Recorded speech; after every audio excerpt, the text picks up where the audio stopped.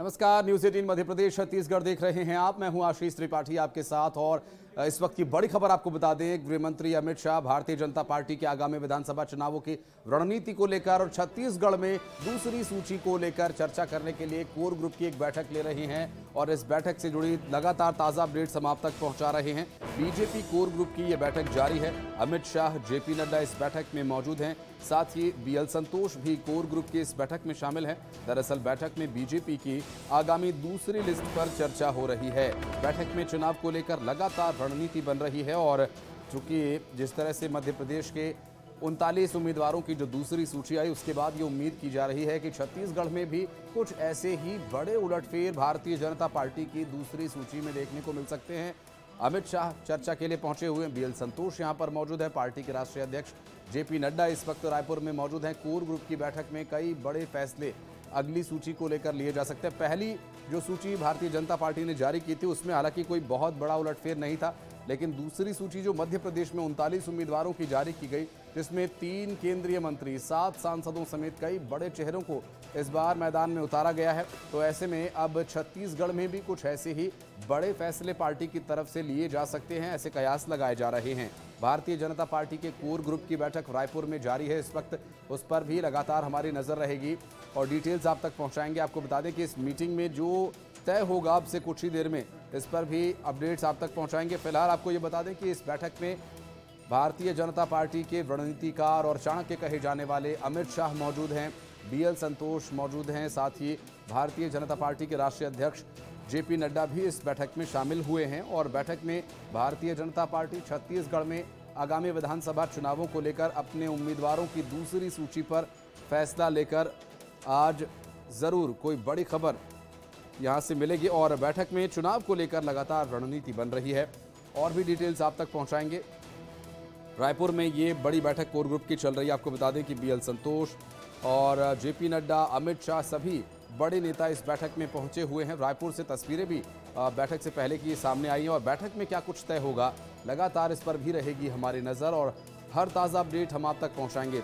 और आपको बता दें कि ये कोर ग्रुप की जो बैठक है आगामी सूची को लेकर है, क्योंकि विधानसभा चुनाव में बहुत ज़्यादा वक्त रह नहीं गया है। ऐसे में इस तरह मध्य प्रदेश में 2 बार 39 उम्मीदवार और एक बार एक नाम जारी करके करीब 80 के करीब नाम भारतीय जनता पार्टी ने 80 सीटों पर उतार दिए हैं। तो ऐसे में छत्तीसगढ़ में भी इसी तरह की मनोवैज्ञानिक बढ़त बनाकर पार्टी चलना चाहती है और विपक्षी दलों पर इस मनोवैज्ञानिक बढ़त का लाभ लेने के लिए भारतीय जनता पार्टी के रणनीतिकार लगातार इस बैठक में मौजूद है। और अमित शाह, जेपी नड्डा, बीएल संतोष ये सभी इस बैठक में मौजूद हैं और उम्मीद ये है कि जो अगली लिस्ट कैंडिडेट्स की आने वाली है, इसके संबंध में आज कुछ न कुछ फाइनल हो जाएगा और इस पर लगातार रहेगी हमारी भी नज़र।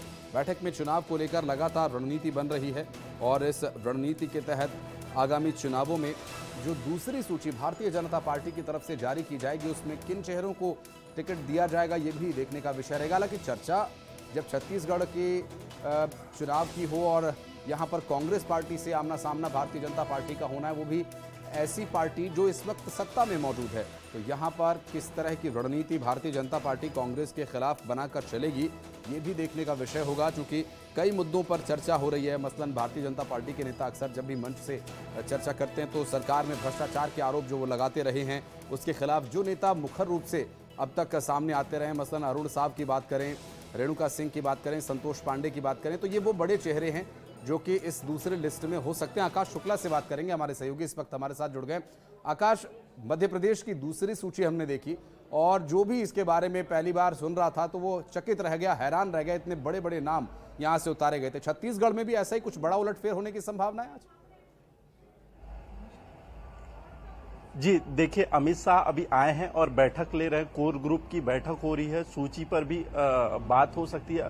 जिस तरीके से मध्य प्रदेश में सूची सामने आई, केंद्रीय मंत्री और सांसदों के नाम सामने आए, छत्तीसगढ़ में एक सांसद का टिकट फाइनल हुआ। ऐसे में कयास तो लगाए जा रहे हैं कि और भी सांसद इसमें शामिल हो सकते हैं, उनको टिकट मिल सकती है। लेकिन अभी कोर ग्रुप की बैठक है, सूची आना बाकी है। ऐसे में देखना होगा किनका नाम सामने आ सकता है। दूसरी बात यह भी सामने आ रही कि मध्य प्रदेश एक बड़ा प्रदेश है, छत्तीसगढ़ में महज 90 सीटें हैं। ऐसे में उन चेहरों को, उन सीटों को फोकस किया जा रहा है जहां पे भाजपा ज्यादा से ज्यादा जीत दर्ज कर सकती है। ऐसे में समीक्षा लगातार जारी है और चुनाव के लिए मंथन चल रहा है। लेकिन आकाश, मीटिंग कितना समय हो गया शुरू हुए और कितना और समय लग सकता है? जेपी नड्डा, अमित शाह और बीएल संतोष के बारे में तो पता है, और कौन कौन से चेहरे इस वक्त मीटिंग में मौजूद हैं? जी देखिए, बैठक चल रही है। अमित शाह के साथ जेपी नड्डा है और संगठन के तमाम लोग हैं। एजाज जामवाल शामिल है, प्रदेश अध्यक्ष है अरुण साव, इसके अलावा सांसद हैं छत्तीसगढ़ के जिनको जी, और भी कई बड़े चेहरे शामिल हैं। कुछ बताया जा रहा है कुछ संगठन के लोगों को न्योता नहीं दिया गया था, उनके सूचना नहीं दी गई थी, इसलिए वो शामिल नहीं हुए हैं। ऐसे में बैठक लगातार जारी है। 7 बजे तक के बैठक चलेगी। अमित शाह लगातार समीक्षा करेंगे। इसके बाद 7:30 बजे वो दिल्ली के लिए रवाना हो जाएंगे। चलिए, आप नजर बनाए रखिएगा आकाश, आपसे डिटेल्स आगे भी लेते रहेंगे। बहुत बहुत शुक्रिया फिलहाल आपका इस पूरे मामले पर जानकारी देने के लिए। और आगे बढ़ते हैं, आपको बता दें कि उज्जैन में जो अमानवीय कृत्य एक नाबालिग के साथ किया गया, इस पूरे मामले में एक नया अपडेट, नया खुलासा सामने आया जो सीसीटीवी फुटेज है उससे हुआ है। दरअसल सीसीटीवी फुटेज में वो मासूम बच्ची ऑटो में बैठती हुई नजर आ रही है और ऑटो में बैठती हुई इस मासूम बच्ची का ये सीसीटीवी वीडियो सामने आने के बाद पुलिस अब इस सीसीटीवी से भी आरोपी की तलाश में जुटी हुई। ये देखिए वो तस्वीर, ये उस वक्त की है। इस ऑटो में, जो लाल घेरे में आपको ऑटो नजर आ रहा है, दरअसल इसी ऑटो में वो मासूम बच्ची बैठकर निकली थी। देवास गेट बस स्टैंड के पास का ये सीसीटीवी वीडियो बताया जा रहा है।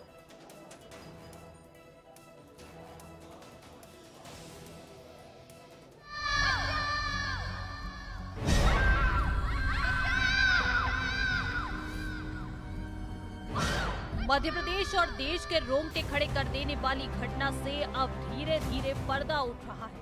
इधर सरकार के सख्त निर्देश के बाद ऊंघते हुए प्रशासन की रफ्तार भी बढ़ी है। पूरे मामले में तेजी से कार्रवाई की जा रही है। खबर है कि एक संदेही ऑटो चालक को हिरासत में लेकर उससे सख्ती से पूछताछ हो रही है। हालांकि पुलिस की रडार पर कुछ और संदेही भी हैं, लेकिन उनके बारे में अब तक साफ जानकारी पुलिस की तरफ से नहीं दी गई है। करीब 5 लोगों को राउंड करने की तैयारी है। एक और बड़ा अपडेट ये भी है कि पीड़ित सतना की रहने वाली है, जबकि शुरुआत में जानकारी ये आई थी कि ये किसी और राज्य की है। पीड़ित के परिवार की स्थिति अच्छी नहीं है। पीड़ित की मानसिक स्थिति भी ठीक नहीं है। पुलिस की प्रारंभिक थ्योरी के मुताबिक ये बच्ची ट्रेन या बस के जरिए उज्जैन पहुंची होगी। हालांकि अभी पड़ताल बहुत शुरुआती दौर में है। धीरे धीरे सारी परतें और खुलेंगी। प्रारंभिक स्तर पे ये बताया गया है कि बच्ची जो है अपने पापा के साथ रहती है, तो जो मजदूरी और बकरी चराने का काम करते हैं। उसका पिता भी विक्षिप्त है। माँ 12 साल पूर्व से साथ नहीं रहती हैं, छोड़ के चली गई, कहीं अलग रहते हैं। एक बड़ा भाई है, करीब 3 साल बच्ची से बड़ा भाई है, और इन्हीं के साथ वो रहती है। घटना सामने आने के बाद प्रशासन ने तेजी से कार्रवाई की है। टीम बनाई गई है और पूरे 8 किलोमीटर का चप्पा चप्पा खंगाला जा रहा है। लगातार पूछताछ हो रही है। अच्छी बात यह भी है कि बच्ची की हालत फिलहाल ठीक है। बच्ची को पहले थाने और उसके बाद फिर मेडिकल कराने के लिए अस्पताल ले गई। बच्ची कुछ बता पाने में सक्षम नहीं थी, इसीलिए एक जो एक्सपर्ट काउंसलर रहते हैं उनकी मदद ली गई, जिसको उन्होंने कुछ छोटी छोटी चीज़ें बताई। और मेडिकल के बाद ये पता चला कि इनके साथ जो घटनाक्रम हुआ है उसके आधार पे दुष्कर्म का मामला कायम किया गया। क्योंकि डॉक्टर्स के द्वारा बताया गया कि कुछ इन्फेक्शंस हैं जो फैल रहे हैं, इसके लिए स्पेशलाइज ट्रीटमेंट के लिए इनको इंदौर भेजा गया। इंदौर में एक एक्सपर्ट पैनल ने ट्रीटमेंट किया, सर्जरी हुई, सर्जरी सक्सेसफुल रही। और ब्लड की जहाँ रिक्वायरमेंट थी उसमें वहाँ जो इंदौर में पुलिस ऑफिसर्स हैं उन्होंने ब्लड डोनेट किया, कुछ वॉलंटियर्स ने डोनेट किया। सर्जरी सक्सेसफुल रही है और अभी जो लेटेस्ट बात हुई है, बच्ची काफ़ी अच्छी है, हेल्दी है। पुलिस को कुछ साक्ष्य भी मिले हैं जिनके आधार पर ये दावा किया जा रहा है कि जल्द इस केस को सुलझा लिया जाएगा। बच्ची से कम्युनिकेशन सबसे बड़ी चुनौती है। इसके अलावा विवेचना में एक एसआईटी गठित की गई थी जिसमें लगभग 28 सदस्य थे, जिन्होंने शहर के आसपास के जितने भी टेक्निकल एविडेंसेस हैं, खासकर वो सीसीटीवी हों या बाकी चीज़ें हों, उनका अवलोकन किया। उसमें खासकर एक संदिग्ध व्यक्ति या संदिग्ध ऑटो चालक पाया गया था उसको भी हम लोगों ने प्लान किया। उसको जब हमने देखा बहुत अच्छे से, इसमें FSL की टीम भी आई थी, तो कुछ ब्लड स्टेन्स थे जो ऑटो के जो पीछे की बैक सीट होती है उसमें मिले थे। इसकी भी जो जांच के लिए भेजी गई है। जो ऑटो चालक है या जो ऑटो मालिक है उसको अभिरक्षा में लिया गया है, उससे लगातार पूछताछ जारी है। कई चीज़ें ऐसी हैं जो सत्यापित हो चुकी हैं, सिर्फ टेक्निकल साक्ष्य जो हैं वो संकलित होना बाकी हैं और जल्द ही इसमें खुलासा किया जाएगा। वहीं इस मामले को लेकर सियासत भी खूब हो रही है। विपक्ष सरकार को घेरने की कोशिश में है, जबकि सरकार की कोशिश यही है कि जल्द से जल्द इस क्रूरता को अंजाम देने वालों को फांसी के फंदे तक पहुंचाया जाए। इन सब के बीच सवाल यही बरकरार है कि 8 किलोमीटर तक एक बच्ची घूमती रही और कोई सुध लेने वाला नहीं था। उज्जैन से अजय पटवा के साथ ब्यूरो रिपोर्ट, न्यूज़ 18।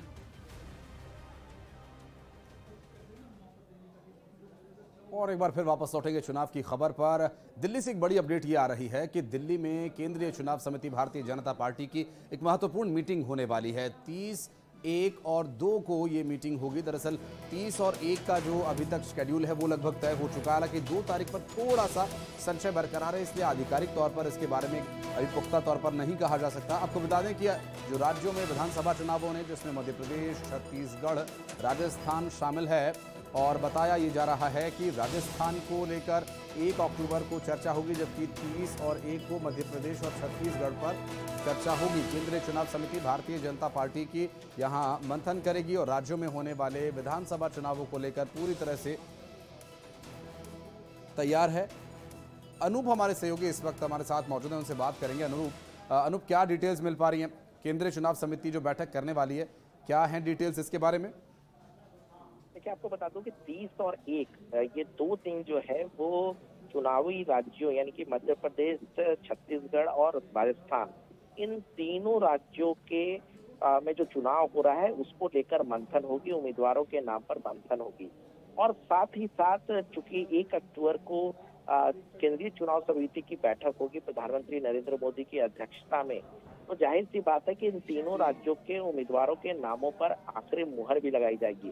क्योंकि देखिए, मध्य प्रदेश में 2 लिस्ट जारी हो चुकी है, छत्तीसगढ़ में जारी हो चुकी है नामों पे, तो आगे और नामों पर जो है वो मंथन पहले मंथन की जाएगी। देखिए, आज भी छत्तीसगढ़ में कोर ग्रुप की बैठक है, कल हमने देखा राजस्थान में कोर ग्रुप की बैठक हुई थी, मध्य प्रदेश की लगातार जो है वो बैठकें अपने राज्य स्तर पर चल रही है। और 30 और 31 तारीख को दिल्ली में सभी नेताओं को, कोर ग्रुप के नेताओं को बुलाया गया है और यहाँ पहले केंद्रीय चुनाव समिति की बैठक से पहले कोर ग्रुप की बैठक होगी और उसके बाद केंद्रीय चुनाव समिति की बैठक में उन नामों पर आखिरी मुहर लगाई जाएगी। यानी कह सकते हैं कि जिस तरीके से बीजेपी इन चुनावी राज्यों को अहमियत दे रही है, जिस तरीके से गंभीरता से उम्मीदवारों के नाम पर जो है फैसला दे रही है, ये कह सकते हैं कि 1 तारीख के बाद साफ हो जाएगा। क्योंकि 2 राज्य मध्य प्रदेश और छत्तीसगढ़ में तो पहले से कुछ उम्मीदवारों के नाम की घोषणा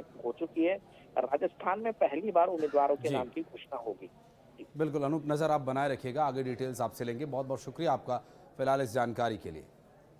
और बढ़ते आगे, आपको बता दें कि कांग्रेस पार्टी की राष्ट्रीय प्रवक्ता रागिनी नायक ने एक बड़ा बयान भारतीय जनता पार्टी की जो दूसरी सूची मध्य प्रदेश में जारी हुई उसके बाद इस पर प्रतिक्रिया देते हुए दिया। उनका ये कहना है कि भारतीय जनता पार्टी मन से हार चुकी है और इस लिहाज से ये सूची जारी की गई है। इस सूची में जारी किए गए नामों को देखकर आप अंदाजा लगा सकते हैं कि भारतीय जनता पार्टी किस तरह से इस बार के चुनावों में मन से हार चुकी है। दरअसल प्रेस कॉन्फ्रेंस के दौरान रागिनी नायक ने कहा कि बीजेपी मन से हार चुकी है और ये टिकट वितरण से साफ हो रहा है। जिन केंद्रीय मंत्रियों को चुनाव में उतारा है वो अपने मन की बात बोल रहे हैं। बीजेपी के नेता ये जानते हैं कि नाव में छेद हो चुका है। आपको बता दें कि बीजेपी सूची निकाल रही है लेकिन मुख्यमंत्री का नाम अभी तक घोषित नहीं किया गया। सवाल उठाते हुए रागिनी नायक ने अपने प्रेस कॉन्फ्रेंस में इस बात का जिक्र किया। उनका ये कहना है कि कैलाश विजयवर्गीय बोल रहे हैं कि मेरा तो मन ही नहीं है चुनाव लड़ने का और सुरसा की तरह हार मुंह खोले खड़ी है। कैलाश विजयवर्गीय अभिमान में बोल रहे हैं कि अब हाथ जोड़कर वोट तो मांग नहीं सकता। कैलाश विजयवर्गीय ने अभिमान में जनता का अपमान किया है।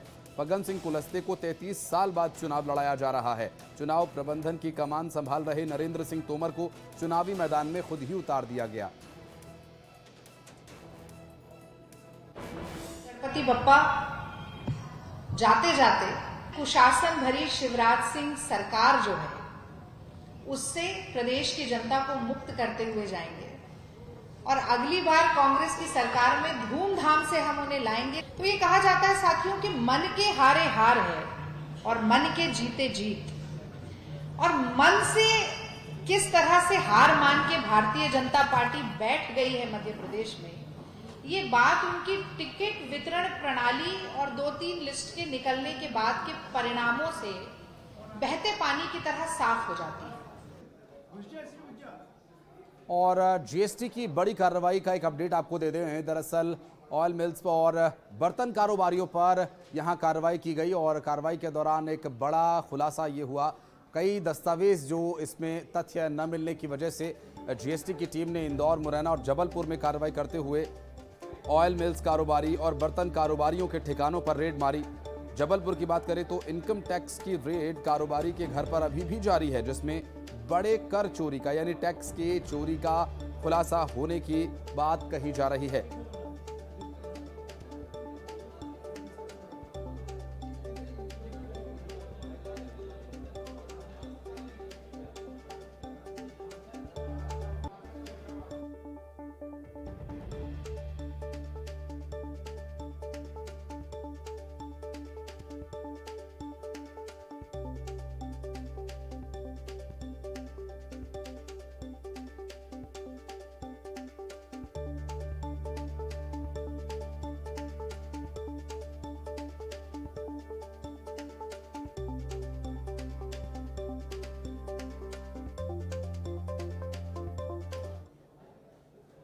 और खबरों का सिलसिला आगे भी जारी रहेगा। वक्त एक बहुत छोटे से ब्रेक का है, चल लौटते हैं।